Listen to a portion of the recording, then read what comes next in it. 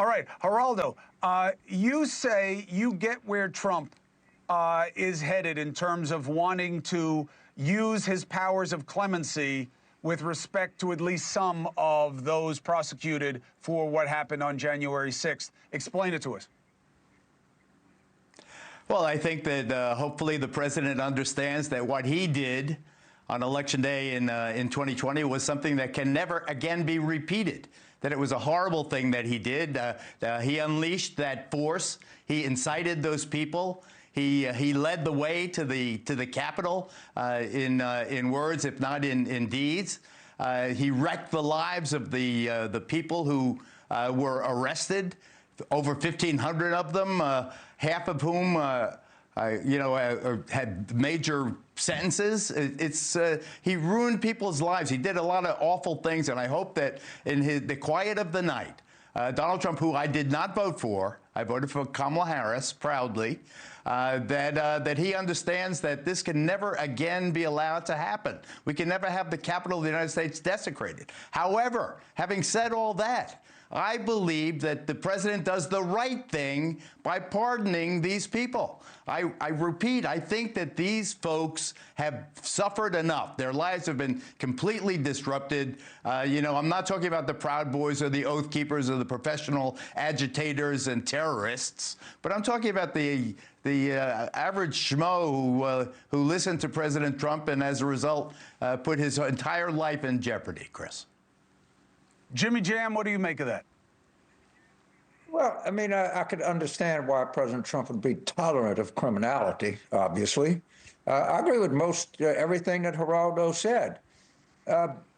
It's just, you saw what you saw 4 years ago today. It was, understand, it was a massive act of criminality. We shouldn't make it into anything less, anything more than that. The individual case, or maybe somebody got wrapped into this that had no record before, or actually believed something and was not violent. I could see maybe commuting a sentence or something like that, on a case-by-case basis. But the idea that, if somebody shoplifting, they get convicted, they got to go to court, they have to suffer the consequences of it. Well, if they assaulted the Capitol, they killed a bunch of people, they put people's lives in jeopardy, they would have hung the vice president. They'd had half a chance. So I know what, I'm like you and I'm like Geraldo. I know what I saw 4 years ago and I can't unsee it. I got it. Geraldo, I don't understand the advantage for him keeping this alive that way. Whoever it is that he's going to impress by letting people out for committing crimes that they would never be asking for if it was a Black Lives Matter movement that busted into the Capitol that day. Who does he help in terms of wanting to build consensus and expand his reach by doing a move like this right out of the box? I would like, you mentioned Black Lives Matter, I would like the George Floyd rioters who were arrested or detained to have a third party review their sentences to the extent there are any sentences to find out how many of them were actually prosecuted to the fullest extent of the law. And I think that you would be shocked at how few were grinded to dust by the criminal justice system. These folks, all of them, were punished because of their adherence, their love for, their belief in, their faith in Donald J. Trump. They believed him when he said that the election was stolen. Donald Trump then, to my chagrin and dismay, convinced half the country to be liars to themselves, to convince themselves that the election was stolen. We know it was not stolen. Every fact-finding body has declared that. But Trump, again, I say that in the dark of night, he thinks about the 1,500 odd. I think, first of all, let me just get down to brass tacks.